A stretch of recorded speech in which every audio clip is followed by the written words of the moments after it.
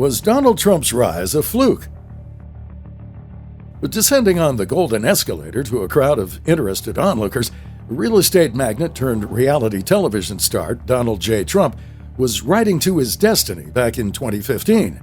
He was sent to announce his candidacy for president in the most unlikely way.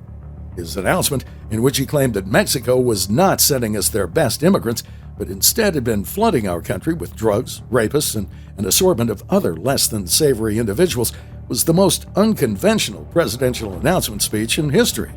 From the start, Donald Trump had militated at least as many people against him as he had attracted voters to him. In fact, it was never clear to anyone he was absolutely going to win, but many believed from the day he announced that he was going to win, because the country wanted radical change at that time.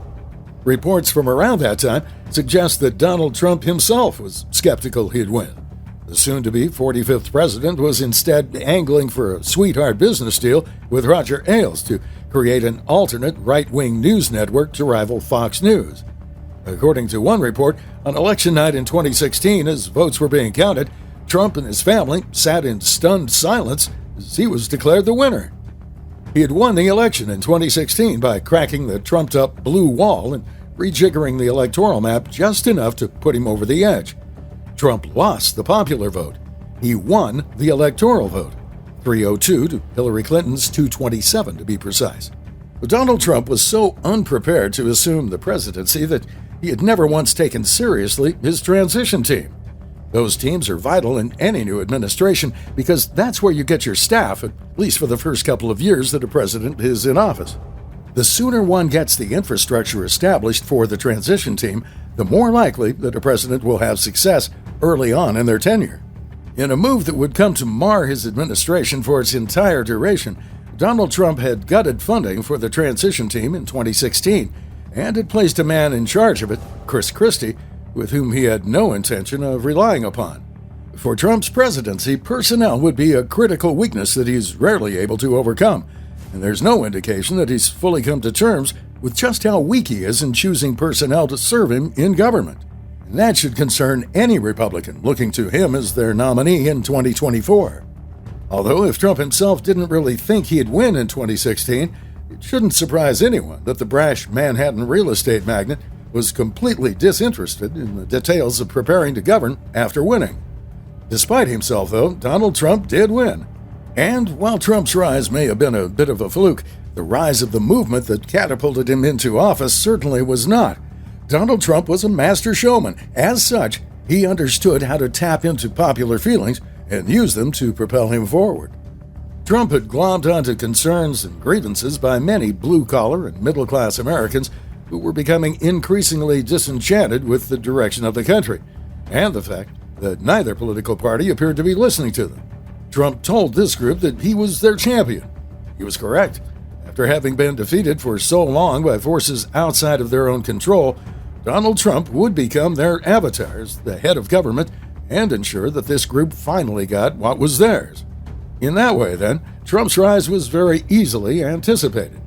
Ever since deindustrialization began in earnest in the 1970s, increasing numbers of Americans had become dissatisfied with how things in America were turning out.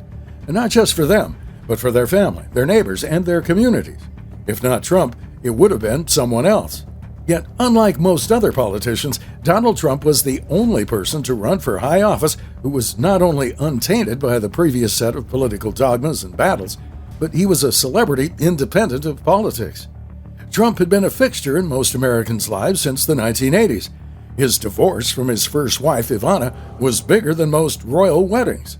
People loved the Trump brand, and they associated him with comfort and luxury. It was not a stretch for many people to look to Trump as a solution to their problems.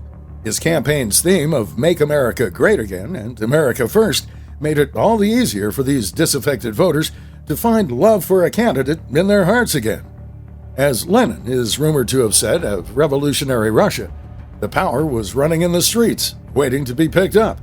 Trump intuitively sensed the group that we've come to know as MAGA voters were looking for a home. If not Trump, then it would have been Bernie Sanders who picked that power up. Sadly, for poor old and crazy Bernie, he never stood a chance. Many have argued that Democrats rigged their 2016 presidential primary against him, and ensured he'd never have a shot at the presidency. So populist voters stayed with Trump to the bitter end. The problem for Trump is that he had a window of opportunity to really fix the problems that he had deftly identified throughout the 2016 election, and he blew it. Trump didn't really repair anything. Sure, in between rage tweets, he signed a bunch of executive orders that his successor then totally reversed. The legislation Donald Trump did get passed was your typical milquetoast Republican programs of tax cuts and foreign aid. Big whoop. Where were the transformative programs that he'd promised?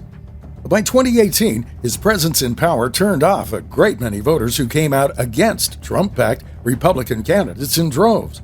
Once that happened, his presidency was basically over. Again, in 2020, Trump lost, this time to sleepy Joe Biden, a prospect that Trump's team had been warned about in 2019 but had dutifully ignored.